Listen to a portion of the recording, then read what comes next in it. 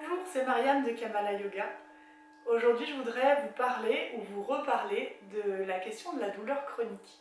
Et ça va bien sûr t'intéresser si tu es concerné en ce moment particulièrement par des douleurs qui reviennent régulièrement et voire qui sont là de manière constante.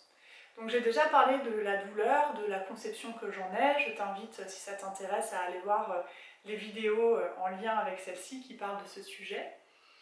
Je voulais parler aujourd'hui en particulier d'un problème que je rencontre souvent avec mes élèves.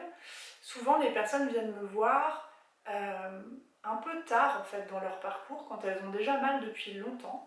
Et ce qui s'installe, ce que je vois souvent, c'est en fait des personnes qui ont eu tellement mal qu'elles ont peur de bouger. En fait, la peur de la douleur s'installe.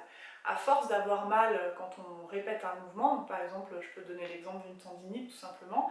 Si une tendinite à l'épaule, quand je fais ce mouvement-là, j'ai mal, eh bien je vais avoir tendance à réduire les mouvements de mon bras. Alors, ça va si ça se passe seulement pendant quelques jours, quelques semaines, le temps qu'une lésion se remette. Mais en fait, ce qu'on voit souvent, c'est des personnes qui vont carrément prendre une habitude qui va durer pendant des mois, voire des années. Donc le bras, à force de ne pas bouger dans toute son amplitude, eh bien il se raidit. Donc c'est valable pour l'exemple du bras et de l'épaule, là dans le cas d'une tendinite, mais c'est valable en fait pour toutes les douleurs. À partir du moment où on s'empêche de bouger, eh bien le corps devient de plus en plus raide et les douleurs deviennent de plus en plus fortes. Alors elles deviennent de plus en plus fortes parce qu'il y a deux facteurs. D'une part, le corps est plus raide, donc effectivement il y a des résistances qui se créent. Et en plus, il y a une espèce d'obsession qui s'installe dans le cerveau qui devient de plus en plus sensible aux signaux de douleur. Alors quand je dis ça, ça ne veut pas dire que c'est comment dire, psychosomatique et que ça n'aurait pas de valeur. C'est véritable, c'est-à-dire que c'est un fonctionnement du cerveau. Une fois qu'il a connu une douleur, il l'enregistre et il y est plus sensible quand elle se répète.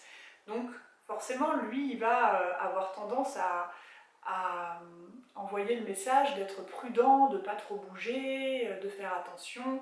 Mais en fait, ce message, il est un peu faussé, enfin, ou il est mal adapté, parce que moins on va bouger, et plus on va s'empâter, et plus on va avoir mal. Donc, qu'est-ce qu'il faut faire ? Évidemment, si j'ai mal à mon épaule, il ne s'agit pas d'aller jouer au tennis tout d'un coup, alors que j'en ai jamais fait, d'aller jouer au volley, ou de solliciter mon épaule d'une manière très forte et radicale, pas du tout. Il va falloir bouger de manière adaptée. Donc pour ça, bien sûr, c'est pour ça qu'on a inventé la rééducation, hein, tout le travail qui peut se faire en kiné par exemple. Et on peut aussi travailler avec le yoga ou avec d'autres sports adaptés pour peu d'avoir un professeur qui connaît et qui propose des exercices vraiment adaptés à la personne. Donc mon message aujourd'hui, c'est vraiment de vous encourager à bouger, même si vous avez mal, particulièrement si vous avez mal. Donc si vous avez la chance d'avoir un professeur de yoga, de pilates ou même d'une autre discipline en sport adapté à proximité de chez vous, je vous encourage à aller le rencontrer pour voir ce qu'il peut vous proposer. Et si vous avez personne autour de chez vous qui puisse satisfaire à cette demande, eh bien n'hésitez pas à consulter mon site, à peut-être me contacter pour avoir quelques cours en visio, c'est possible aussi, ou à souscrire à l'offre Défi Yoga du dos, où il y a quelques vidéos voilà, qui sont vraiment accessibles à tous. Donc ça c'est pour les personnes qui ont mal au dos, hein, évidemment, ça ne sera pas adapté pour l'épaule en l'occurrence. Mais en tout cas, voilà, c'est des vidéos où vous êtes sûr de pouvoir pratiquer sans vous faire mal, de bouger de manière très douce, et où il y a aussi inclus dedans une rencontre en visio avec moi pour s'assurer que tous les exercices sont adaptés à votre situation particulière.